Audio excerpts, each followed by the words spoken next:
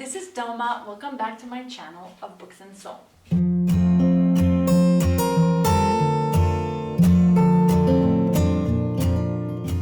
So first of all, I wanted to apologize because I haven't been posting my videos now for over a month and a half. I know it's been a long time. I'm really sorry, but I really want to go back to making videos and posting them for you. I've missed doing this, so let's get back to it. Today I wanted to make a little bit of a lighter video. I wanted to show you and talk to you about a few books that I've read. I've actually put them all together because they fit nicely into one category, which is that of detective novels. I have for the longest time been trying to get into that genre, and I thought what better place to start than Agatha Christie or Sir Arthur Conan Doyle. So Agatha Christie is known as the Queen of Crime.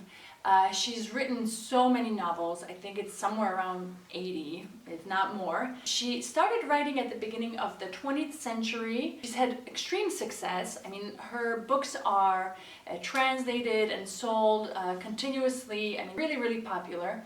Agatha Christie is the inventor of the little Belgian detective Hercule Poirot, who is present in many of her books. The way I got into Agatha Christie was by picking up one of probably her most famous books, which is Murder on the Orient Express. It's not very long. Most of her books are basically this length, so she's not very intimidating. Her writing is not hard to get into, even though it is the beginning of the 20th century when she writes. It's not really accessible. Basically anyone can pick up her books, I think. So Murder on the Orient Express was the first book I picked up. The second one, once I really enjoyed this one, I decided I want to give another one a try, and I picked up And Then There Were None, which is really good as well. And I wanted to talk to you about these books because I think they show the two different styles of Agatha Christie's writing. So the first one is written very much like an investigation case. We have Hercule Poirot, we have the detective, there's the setting, the crime is committed, and then he has to do his job, which is first he collects evidence, so he questions everyone. We have literally every single character that is on the train being questioned. He writes down all the details. Then there's the analysis of the case. Then there's the solution. So the structure is very much like that of what a detective would do, of what the steps would be for a detective to follow. Still very interesting because it is still prose. It's not just snippets that are being given to us, but it is very specific in the way it is written. So that's the style of this one.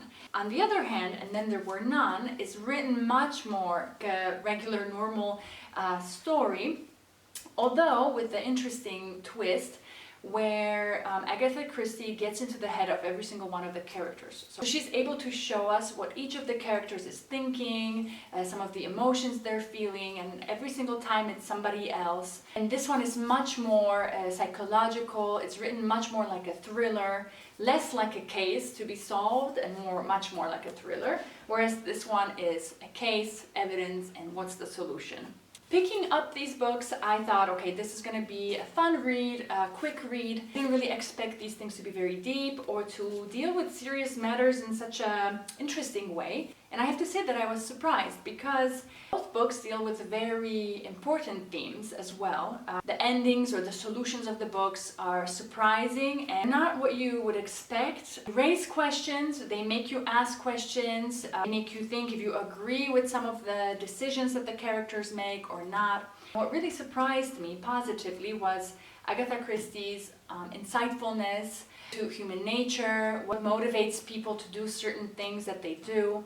But she also examines very important themes like, justice, innocence, guilt, revenge. All of these things are present in her books, which makes them very interesting.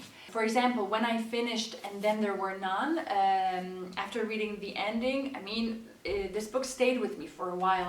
I was still thinking about some of the outcomes and what just happened in this book. So also her attention to detail is really amazing. She's able to make sure that everything makes sense, every little piece of the puzzle fits. She's really good at doing this. And so I was actually thinking that for my next book by Agatha Christie, I will read this one, which is the A.B.C. Murders. This one could also differ much from these two. I'm not sure exactly, because this one does follow Hercule Poirot, so it does deal with the little detective. But I'm not so sure that it will be written in such a very structured way like the Murder on the Orient Express. This one seems very interesting. The premise seems cool. It's the A.B.C. Murders. So there's a serial killer who kills people basically following the alphabet. So he starts with A, then goes on to B, and his next victim is C. And it's up to the detective to solve this case. So this is the next one that I would like to read. We'll see if it's good, if it's any different, and I will definitely update you guys on it. Another classic in the detective story department is, of course, Sherlock Holmes. These are books written by Sir Arthur Conan Doyle, who is the mastermind behind creating probably one of the most famous detectives in literature, Sherlock Holmes, and of course his partner in solving crime, Dr. Watson. Sir Arthur wrote at the end of the 19th century, so the writing is very similar to that of Agatha Christie. It's accessible, not too hard, it's a fast and very interesting read. I started with A Study in Scarlet, which is one of the two books that are inside this edition, and it was very interesting. It was the first book, so this is where we meet Dr. Watson, where we meet Sherlock Holmes. It's very interesting to see how their friendship begins and how it starts to develop and grow. Again, we have the crime that's committed. We're following the clues. We're following the deductions of Sherlock Holmes. What's interesting, and what I did not expect at all, is that Sir Arthur develops a whole background story to the case. So suddenly the criminal and the murderer and the crimes that are committed are put in a wider, larger context. There's a whole human drama behind what could seem as this very dry investigation and deductions done by Sherlock Holmes.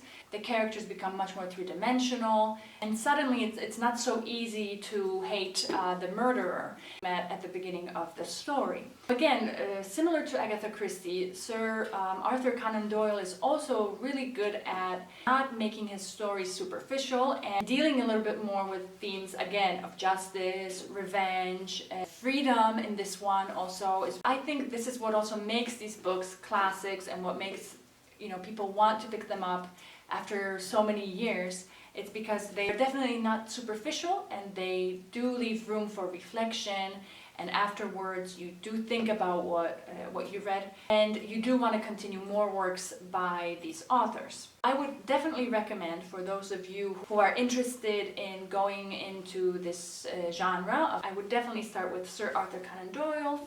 I would also pick up Agatha Christie. They're definitely worth it. I highly recommend them. I will keep you updated on the next books that I read by Agatha Christie and Sir Arthur Conan Doyle, which is the A.B.C. Murders and The Sign of the Four, so the second book in this little edition. That's it for today. I hope you enjoyed the video. See you next time. Bye!